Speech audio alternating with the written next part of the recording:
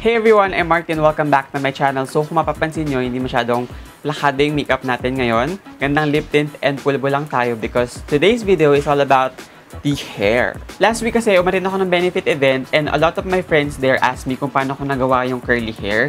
And yung picture mag-flash sa screen. So sabi ko sa kanila, sobrang dali lang nun and parang dalawang products lang yung ginamit ko.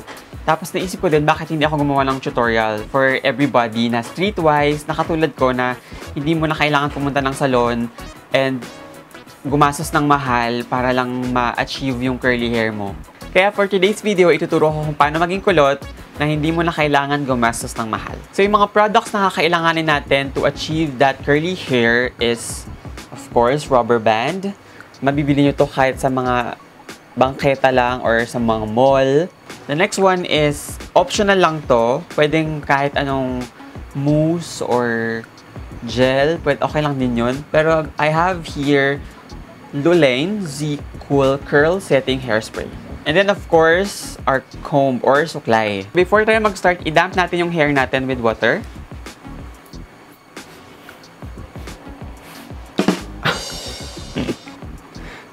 Masyado madaming water.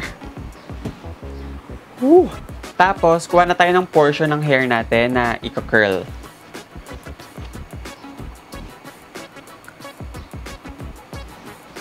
It depends din kung gusto nyo ng maliliit na curl or malalaking curl. So, kung gusto nyo ng malalaking curl, kuha lang kayo ng malaking portion ng hair nyo. Tapos, kung maliliit naman ang curl like this,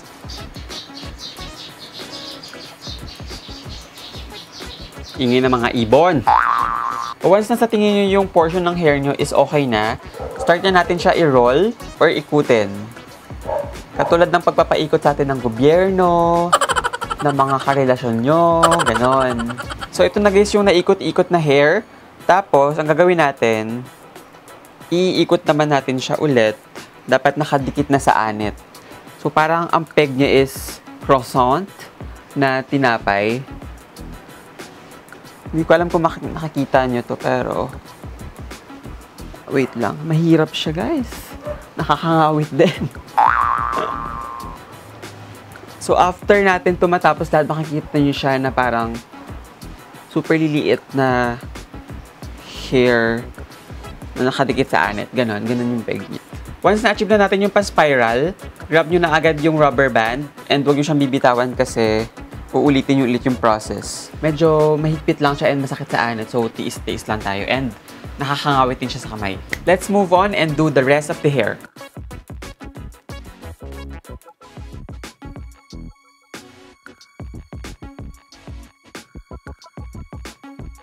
Hi guys! So, this is what it looks like kapag natali na natin lahat ng hair natin.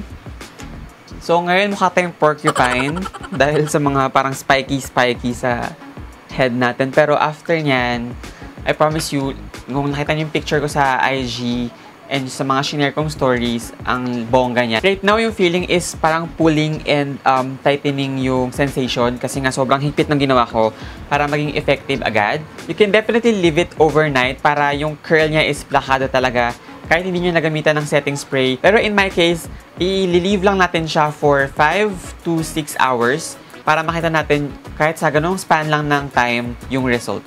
So right now, the time is 12:25. Babalik tayong later 5 PM or 6 para makita nyo yung result.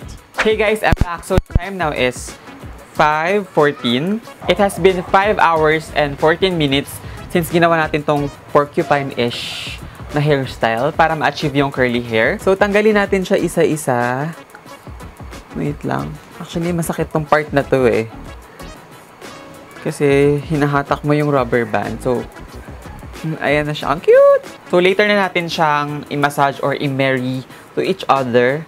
Tapusin muna natin tanggalin yung mga rubber bands on each portion na ginawa natin earlier. So, habang tinatanggal natin yung rubber bands isa-isa, I just wanna share na never pa akong naging obsessed sa isang movie. Well, naging obsessed din pala ako sa Black Swan. Pero isa lang yun. Siguro, second time na to na naging obsessed ako sa movie. So, yung title ng movie is Call Me By Your Name, directed by Luca Guadagnino. Hindi ko alam kung tama yung pronunciation ko kasi parang Italian ata yung last name niya. So, yung story ay tumatakbo between kay Elio, 17-year-old boy, at saka kay Oliver, 24-year-old naman siya na college student. Actually, ano siya, assistant nung father ni Elio. And to cut the long story short, sorry sa mga may spoil ko, pero it was a summertime love affair. So ayan, natanggalan natin yung mga rubber band. Hindi na natin kailangan gumamit ng suklay para ayusin siya. All we need is our fingers. Kasi mas parang seamless or ano siya, mas maganda yung style niya kapag yung fingers natin yung ginamit natin pang separate. Ang cute! Tutuwa pa rin ako, napafascinate pa rin ako sa sarili ko. Kasi sobrang straight ng hair ko. Siguro, hindi, nakita ko yung picture ko ng bata ako, super curly hair ako eh. Tapos, nung along the way nang lumaki na ako, super straight niya na, as in bagsak.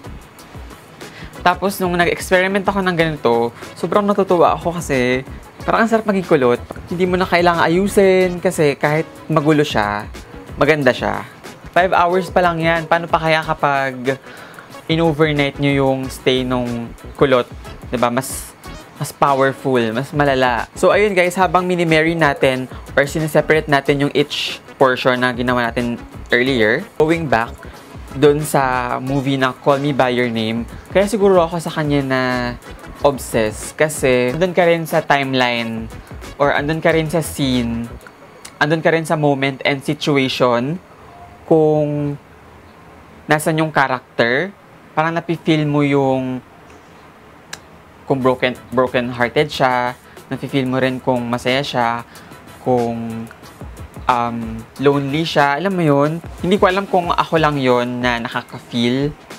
Pero yun yung na-feel ko sa kanya after ko siyang panoorin. Ngayon naman, gusto kong hanapin yung libro, basahin siya.